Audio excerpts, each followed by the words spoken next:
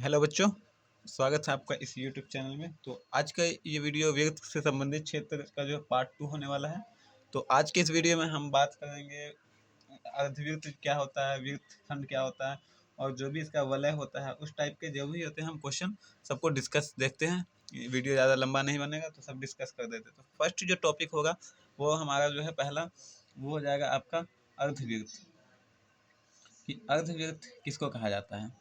सबसे पहले क्या होता है कि जब हम एक टुकड़ा से काट देते हैं, जो जैसे हम किसी व्यक्त को देखो हम ऐसे काट दिए तो ये जो हो गया हमारा, ये हो गया अर्धव्यक्त हो गया।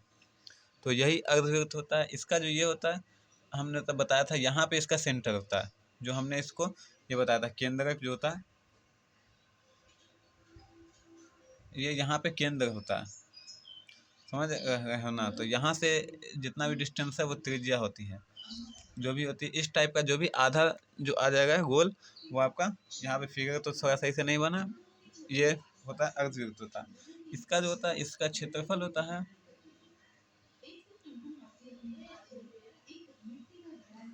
का क्षेत्रफल। इसका क्षेत्रफल का फॉर्मूला जो होता है वो होता है सेम।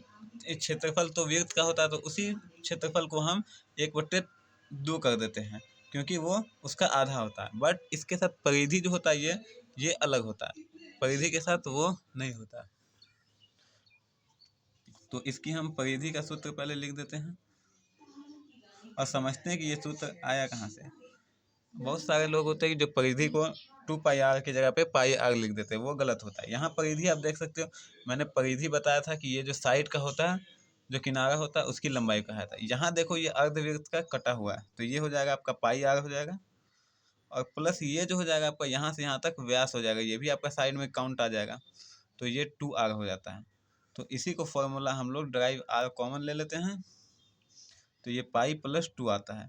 तो इसका फॉर्मूला याद नहीं हो तो आप ऐसे अंदाज़ा लगा सकते हो कि इसका फॉर्मूला बना कैसे था।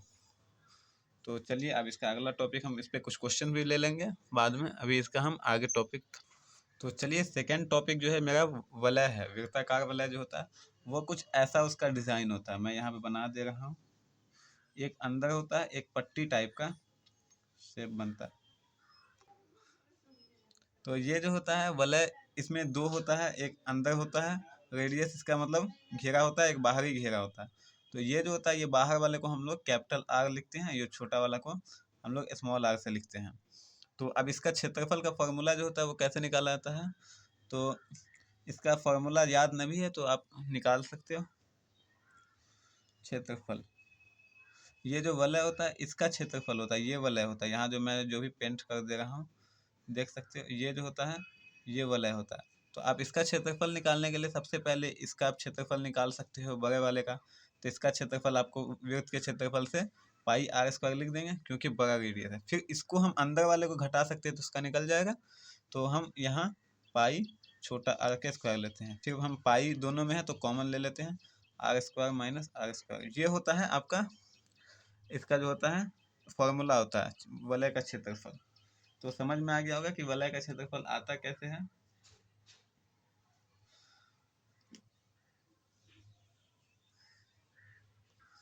तो यहाँ से जो है वलय का क्षेत्रफल आप निकाल सकते हो। कोई कैसे क्षेत्रफल इसका बना कैसे, फॉर्मूला वो भी लिख दिया हूँ। अब जो नेक्स्ट टॉपिक जो हमारा आएगा वो है आपका तीसरा जो आएगा वो आपका त्रिज्या खंड। कि त्रिज्या खंड किसको फिर कहा जाता है। त्रिज्या खंड, त्रिज्या खंड जो होता है वो एक वृत्त का ही कटा हुआ भाग होता है। जैसे हम उसका आपको शेप बनाए थे वो किसी इस टाइप का हो जाता है, देख सकते हो आप। इसमें कोई एंगल दे दिया जाएगा, जैसे इसी को हम काटें, देखो यहाँ से हम गोल पूरा बना देते हैं तो यहाँ पे ये एक वृत्त बन जाएगा। तो उसी का एक कटा हुआ भाग होता है। और इसमें ये जो है, तो ये तो रेडियस आप जानते ही हो, ये होता है, इसको हम लोग चाप कहते हैं। इसकी भी लंबाई निकालने के लिए एक फार्मूला है, वो भी हम लिखवा देते हैं। बट अब इसका जो क्षेत्रफल है वो कैसे निकाला जाता है, तो इसका क्षेत्रफल निकालने के लिए जो फार्मूला होता है तो मैं लिख देता हूँ यहाँ पे। त्रिज्या खंड का क्षेत्रफल, क्षेत्रफल जो होता है ये आपको सबसे पहले क्या करना होता है, देख लो। पाई पूरा का जो होता है वो होता है आपका πr², हमने पढ़ा था। और उसके बाद हम यहाँ पे काउंट करते हैं, इसका फॉर्मूला निकाला कैसे जाता है। देख सकते हो आप यहाँ पे कोई थीटा होगा, ये यहाँ से यहाँ तक जो बनता है गोल वो 360 होता है, यहाँ से यहाँ तक पूरा 360 बनता है। तो हमको क्या होता है कि जितना लेना है, हमने काउंट घड़ी में भी देखा होगा, वॉच जो होता है उसमें 360 होता है, तो 12 से भाग दे देते हैं तो एक का निकल जाता है, एक दोनों के बीच का गैपिंग जो होता है वो निकल जाता है। तो यहाँ से हम इसको थीटा बट्टे 360 कर देते हैं, तो हमको इसका क्षेत्रफल निकल जाता है। इसका फॉर्मूला इसी टाइप से बनता है, पाई आर स्क्वायर थीटा बट्टे 360 ये आता है। और ये जो यहाँ आता है वर्ग मीटर, जो भी हो वर्ग इकाई में, आंसर क्षेत्रफल का तो मैंने बताया ही था, इकाई। तो इसी फॉर्मूले से त्रिज्या खंड का क्षेत्रफल भी निकलता है। और त्रिज्या खंड का ये जो चाप होता है, इसकी लंबाई का भी एक फॉर्मूला आता है, आपको क्वेश्चन में पूछ दिया जाएगा। आपको त्रिज्या दे दिया जाएगा, एंगल दे दिया जाएगा और पूछ लिया जाएगा। तो एंगल जो देगा, तो एंगल में थीटा का यहाँ मान डालना होता है।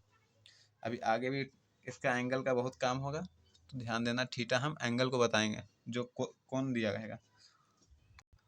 अब इसमें जो त्रिज्या खंड में सेकंड आता है, वो इसकी लंबाई निकालने के लिए बोलता है। यहाँ से हम ए बी लिख दे रहे हैं।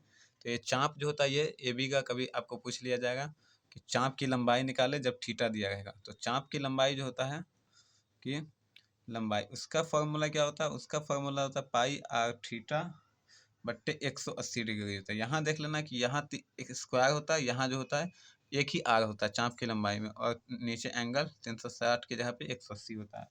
तो ये फॉर्मूला में आपको कंफ्यूज नहीं होना है। थीटा जो होता है एंगल दिया रहेगा आपको, कोण। और इसमें सेकेंड पार्ट एक आता है कि इसमें आपको त्रिज्या खंड की परिमिति पूछ ले। तो परिमिति या परिमाप मैंने बताया था कि जो साइड का होता है वो निकाला था। तो आपको कभी भी पूछा जाए तो आप देख लेना कि एक ये रेडियस हो गया, ये त्रिज्या हो गया, ये त्रिज्या हो गया, चाप की लंबाई।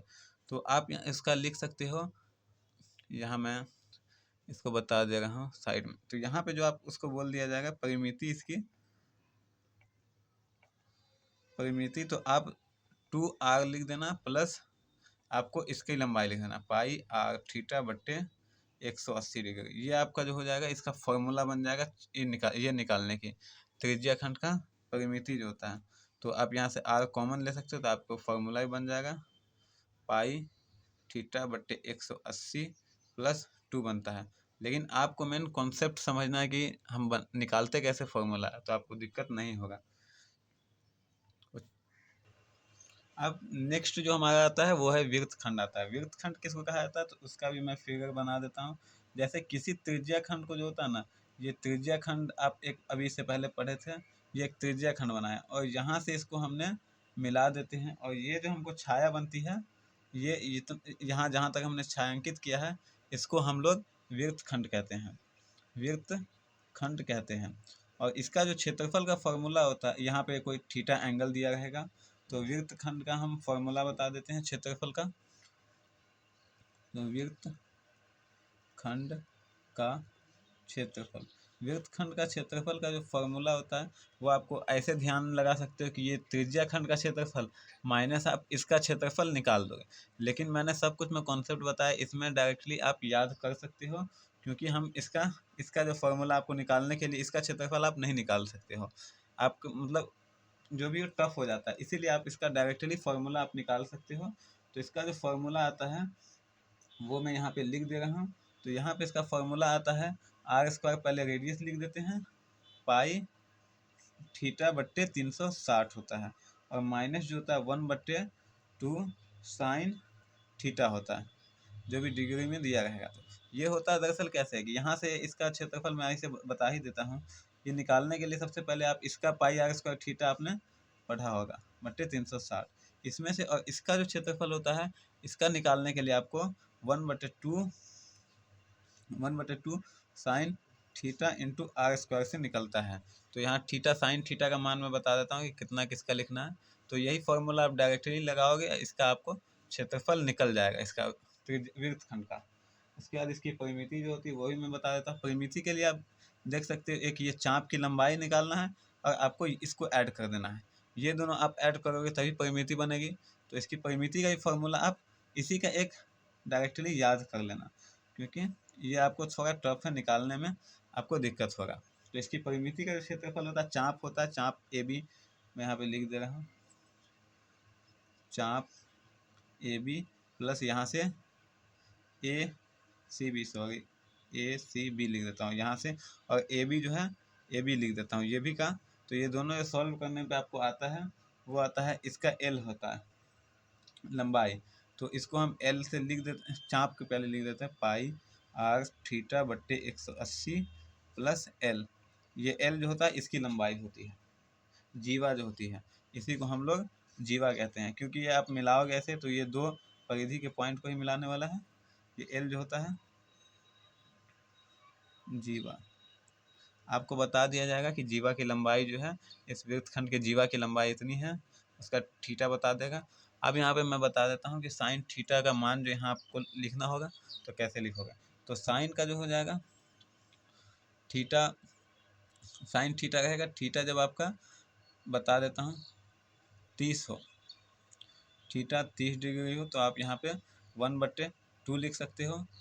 थीटा जब यहाँ पे आपका 45 डिग्री हो, तो यहाँ पे आप उसके जगह पे 1/√2 लिख सकते हो।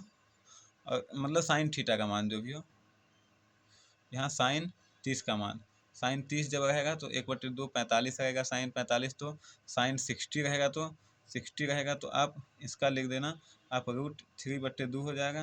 और 90 जब रहेगा तो उसका आप 1 लिख सकते हो। और एक क्वेश्चन आता है 120, 120 का कोई क्वेश्चन मिल गया तो उसका भी आपको √3/2 लिखना होता है। तो ये हो जाएगा आपका जब थीटा दिया है तो साइन थीटा का मान है, साइन 60 साइन 45 डिग्री का जो भी हो, ये आपको यूज करना पड़ेगा इसमें। यहाँ जब आप सॉल्व करोगे कोई क्वेश्चन तो आपका ये आपका आएगा। तो इसको स्टार दे दे रहा हूँ कि आप इसका याद कर लेना डायरेक्टली। इसका भी आप याद कर लेना कि पाई आर थीटा चाँप की लंबाई प्लस जीवा की लंबाई। तो यहाँ हमने पाई आर थीटा बटे 180 चाँप की लंबाई होती है, और जीवा को हमने एल से लिखा है जो दिया रहेगा आपको, तो उससे आप वृत्तखंड का निकाल सकते हो। तो इसमें कुछ क्वेश्चन होगा, वो भी हम प्रैक्टिस करवाते हैं नेक्स्ट वीडियो में।